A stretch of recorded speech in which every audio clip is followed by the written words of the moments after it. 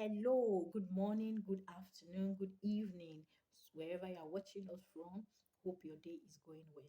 So, today we are having a continuation on our mental health coach for pregnant women and nursing mother.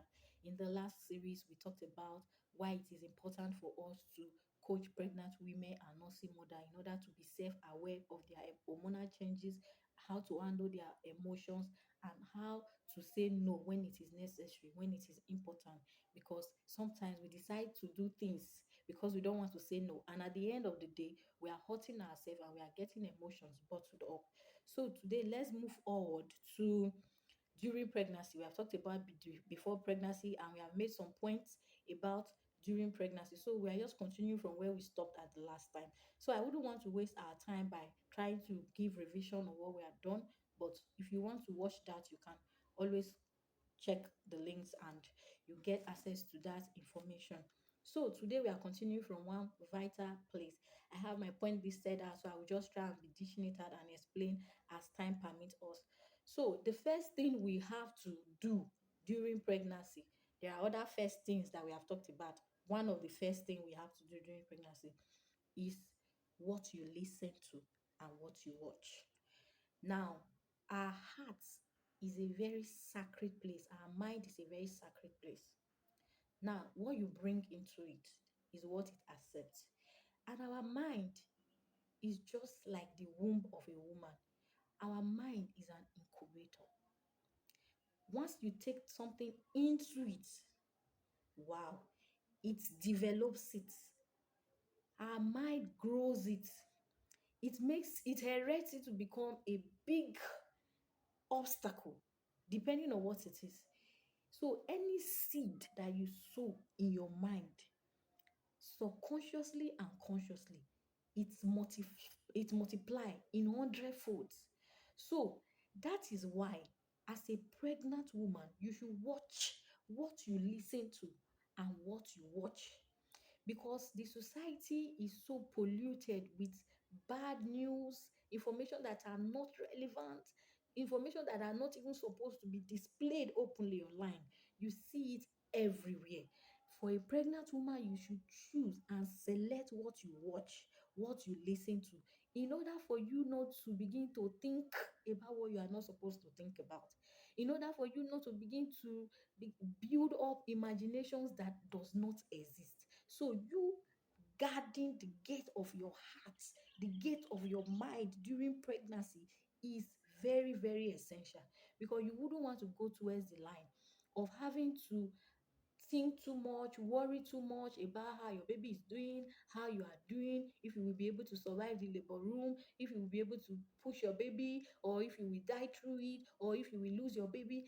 All those thoughts, when you have too much of them, at the end of it, your BP picks up. And the last thing you hear is, oh, let's rush there. Let's bring the baby out. Let's save the baby. Let's save the mother. And this is one of the reasons that have caused the increase in cesarean sections in childbearing. Because you see, women, they are just placed on emergency cesarean section. They are placed on elective cesarean section. They just say, ma, your BP is high. No way, you can't push. So make sure that you watch what you allow to come in. Don't sow a bad seed in your heart during pregnancy. Seed of fear, seed of anxiety, seed of worry. You are just passing by. You hear somebody saying somebody was about giving birth, the person died, or you hear somebody saying a woman was crossing the road, she's pregnant, and she had an accident. Don't listen. Intentionally guard your heart. Are we together? Now, moving towards the next point is the people you surround yourself with. Yes, yes. Surround yourself with people that are positive. Yes. If you cannot surround yourself with anybody and you are the only one that have the positive mindset, please stay alone. Don't allow anybody to come and corrupt you with information that are not needed around you. You have some friends, you are pregnant, and every time they call you is, my friend. I don't think you should even think of that labor word or labor. Just go straight for CS. I'm not saying CS is bad, but at least the mindset that some people have, you have friends that have given birth before, maybe especially for the first time mom. You just hear a friend say, don't even try labor. You will hear a friend saying, yes, in this century, we have friends that tell their friends, don't try labor, just go. You understand? Then also, we have friends that will make the whole issue about childbearing so scary, as if they have professional certificates in taking care of children. They begin to make you to feel that, you can you take care of a child? They will just tell you things that will make you to go home and start crying. They want to tell you things that will make you to start to go home and be wondering if you can cope with motherhood. Some might even want to tell you things about your past that is signaling maybe an evidence of failure in taking care of children. What am I trying to say? Don't surround yourself with negative people. Don't surround yourself with people that will make you feel that you will not be able to do, or you will not be able to go forward, or you will not be able to survive that particular situation, that particular time in your life. Because to every woman, God has given the strength. When He was created, every woman, He gave them that strength to be able to do the pushing, the carrying of the baby in the womb for 9 months, the nursing of the child. Those strengths are available. That's why a man cannot do it. So don't let anybody make you feel that, oh, you cannot do it. You can do it. It is all a matter of mindset. So don't stop and tell every negative vibes to get out. Hope we are together. So forget about any form of cultural and traditional or superstition dream. Yes, you are pregnant, you had a dream that maybe the person you gave birth, the baby, I don't want to make some things explicit.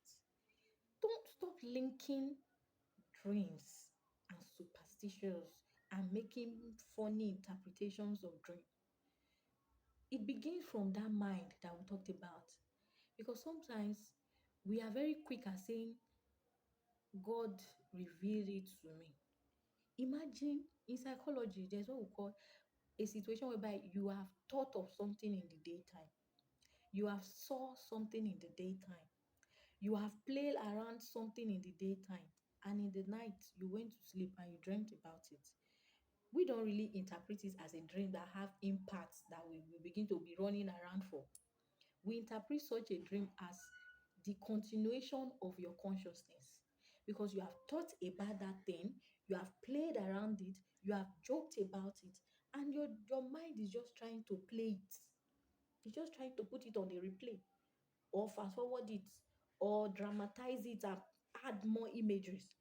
So that point between, you must know the point, the demarcation between a dream that comes from God and a dream that is coming from self, from the abundance of your heart. You must be able to demarcate it. And even when you dream and God is showing you a sign of danger ahead, you don't begin to pray. Hey, no. What did the Bible say?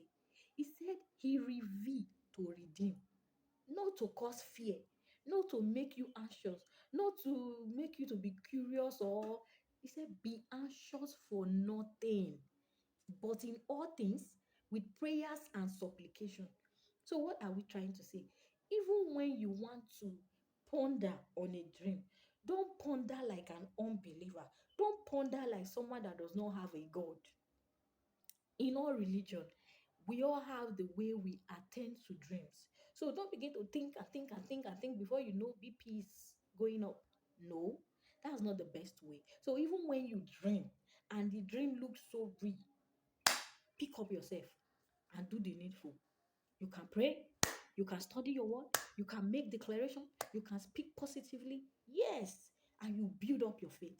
You get Bible verses that contradict that dream and you begin to declare it. It shall not stand, it shall not come to pass according to the word of God. I shall not cast my young according to the. You begin to say it. You can even begin to tell yourself. Maybe you are seeing, you now woke up from such a strange dream, you saw blood all over you. You begin to make declaration. My child is not blood, my baby is intact. When God said He's blessing me, He said He will not add any sorrow.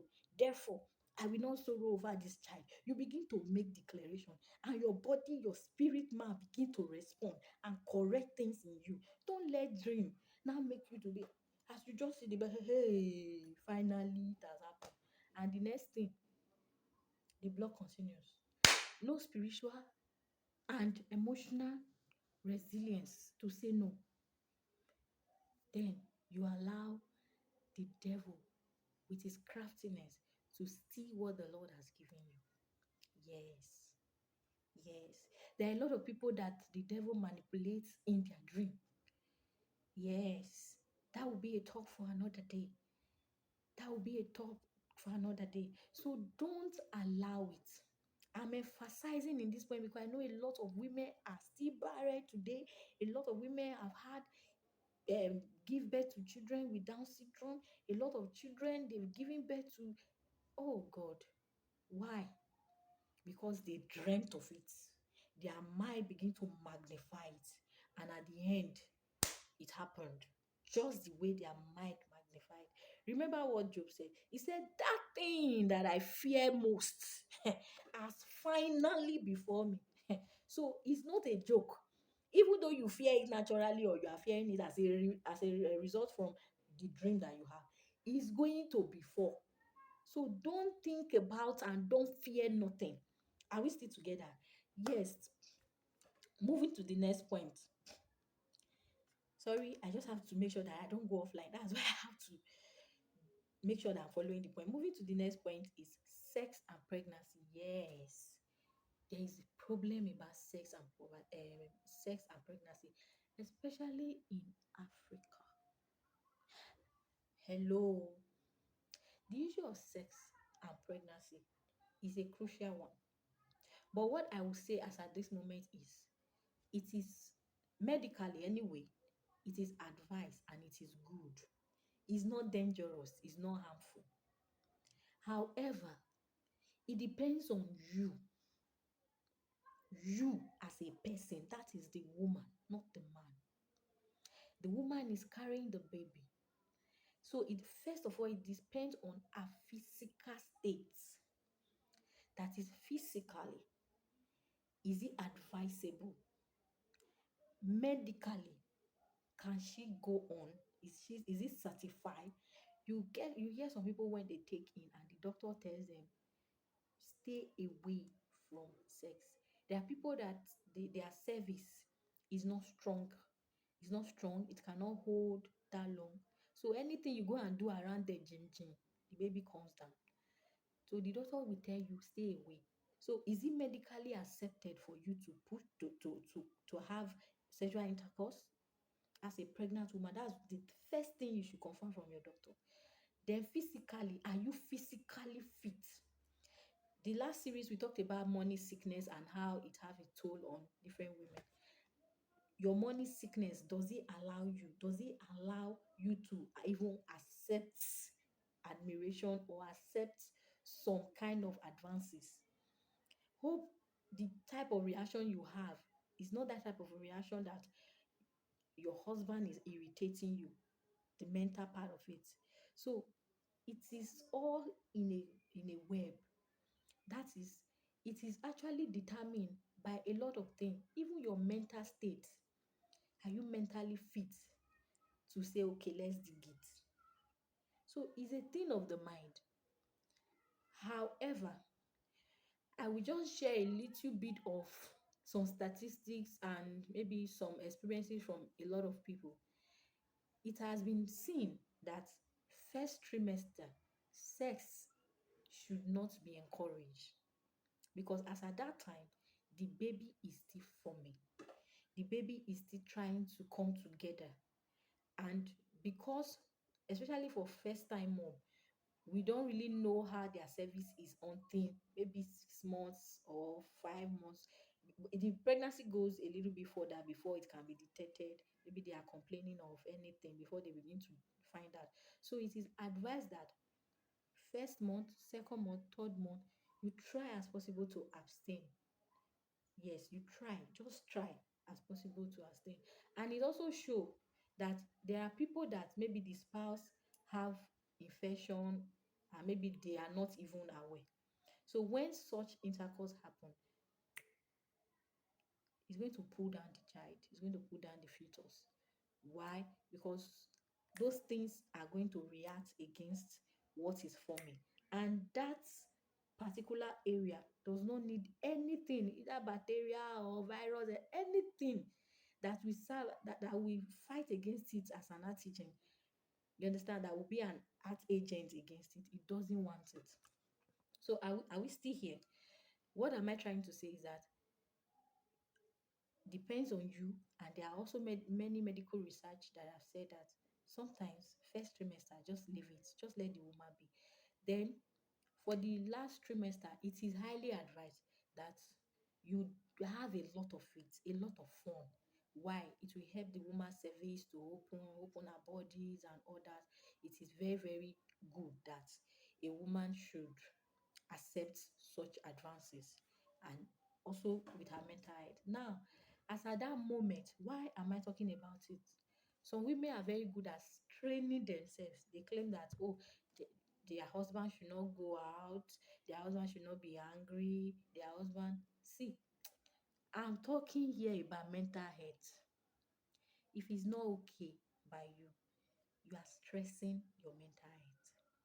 You are making other people happy and you are sad, and that sadness is killing you inside.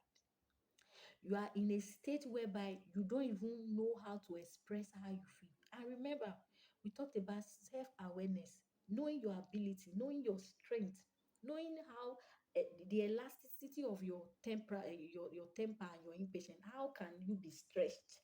Don't just say, oh yeah. Mm-mm. Make sure you are aware. Know that when it starts happening and you can't stop it, then you begin to grumble and tear everybody around you apart. No, they are not the cause. You must know the boundaries to set and you must abide by it. Hope we are still together. So it is important during the third trimester that you have a lot of sex. Even as at that, it must be medically proven. It must be stamped that you can go ahead. So it's a dual or multiple relationship between medically certified or medically accepted per person, not generally, per person. That's where knowing yourself comes in. Per person, that you must know. You and your doctor, you will ask your doctor. You have to. It's a conversation. Sir, can I ask? Third trimester, can I? Yes, you can. The man might say no. According to what we are saying, no.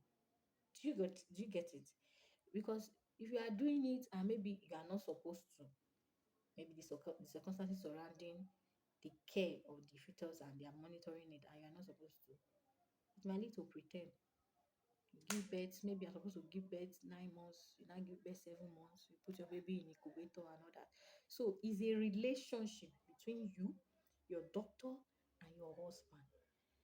I always advise some people that sometimes if you have a husband that is nonchalant and always trying to have his way at home, sometimes take him and go and see the doctor so that things will be explained to him for him to understand and be carried along. So I guess we have trashed that about sex. So sex is good all around pregnancy. However, your mental health, your ability, your being yourself. Can I take it? Can I enjoy it? Am I even enjoying it? There are women that enjoys it that time because your hormone changes and the drugs you are taking. So you have all these things to consider. Don't just be doing it because you just want to do it. No. Then your medical report. What is your doctor saying? Is it okay for you to go ahead? So these are the things you should consider. Whew, hope we are still together. Yes. So we are moving to the next step, the next point. Build a support system during pregnancy. I like this part. Yes, I actually like this part. You know, because in the African society, especially, I don't know, but a lot, especially the rural urban area, yes, we just feel that it's a mixed feeling for me. Okay, I'll try to split it. Now, there are some set of women that feel that it is they and their child. And there are also some set of women that feel that it is their child, they, and their immediate family. And there are set of people again that believe that they need other people to be able to cope during pregnancy and after childbirth. So I'm going to try to balance all and give us a response that we can relate with. Okay, now let's start. You have to extend your hand of friendship to everyone around you. And who are these everyone around you? Your friends, your neighbors, your relatives, your families, your loved ones, your in laws, your husband, your church member or your mosque members, your children, if you have children already, and every child, youth, adolescents in your immediate environment, and even people, other children that might be around you. Yes, this is very important because during pregnancy, there's a lot of things you cannot do. You might even have that strength, but the zeal to do it will not be there. So you need a support system. You need people around you that will be able to help you the days that you are weak, you cannot lift your hand. That will be able to help you or even check on you the days that they did not see you. During pregnancy is not the time to be hostile. It's not the time to be doing boss. It's not the time to begin to have enemies, keep malice here and there. No, it is the time for you to. In short, I used to call it during pregnancy. You are like a baby in the environment that you are. Yes, everybody is interested in you. There are some who make jest of you. There are some they will laugh at you. There are some they will want to provoke you. There are some they want to make you to do exercise and all that. This all depend in the environment that you are. That's why I'm saying the rural urban area. The urban area, it is just you and your immediate family. So it's you and your family. So that family that you have, you must also build a relationship with them. That's why in the first series we talked about keeping your hormones under control. Not that because you are pregnant, you return to a tyrant in the whole house. Nobody can say, nobody can say, if you are there, nobody talks. No, so it means that even your immediate family, you must make sure that you are friendly. That's your children, your husband, your maybe you have someone staying with you, your husband. You must build a support system and be friendly, be loving, be accessible. Don't be hostile because sometimes when labor comes, even that your husband that you feel that is always at home 24/7 might not even be around. He might just step out and say, you might just say, honey, I want to take what's it called now? Maybe just say, please, I need shawarma. And he's like, oh, shawarma, okay, let me quickly go and get it. He just pick the car key and zoom off. He gets to where they are selling shawarma and he's stuck there. Maybe he has to wait for like 30 minutes or thereabouts. Coming back home, there's traffic. And before you know, labor start. Labor does not say, I want to start now. No, labor start. And you now, you are that auntie, pregnant auntie that is a tigress. The whole neighbor in your environment, they dare not come near you. You don't even have phone number of your neighbors. See, our society, it has become something else. We have gradually moved from that communal life to individual life, and we are calling it civilization. Okay, it's all well. You don't even have your neighbor's phone number. The people you have their phone number on your phone are people that are living, maybe you are in mainland, they are living in Lekki, or maybe you are in where is it called now? You are in Asokoro, they are in Cuba. What am I saying? Your immediate environment, make friends. I have heard of women that died in the process of labor because nobody to help them, especially in those big cities. Make friends. You are in a home, there is maybe 12 apartments in your compound. 3 persons from those 12 neighbors at least should be your friend. No matter how, I know that you must not just say, oh yeah, it's not everybody that will definitely bring your power, but just have one or two that you can say, please, I don't know how I'm feeling. Can you come over to my flat and help me? Even if you are staying alone, the next compound, make friends because you don't even know what happens in the day the labor starts. You cannot tell. Are we together? So it is essential you make friends. You must build genuine relationship. Don't be deceived. Yes, you need people. God will want to help you, yes. You have prayed, God will take care of the day of labor, yes. You need people to help you.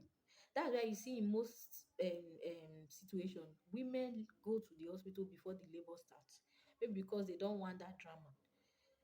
And sometimes a lot of issues have been reported when they get there. The labor is just, some of them they will not want to come back home before you know it's land in CS and all that.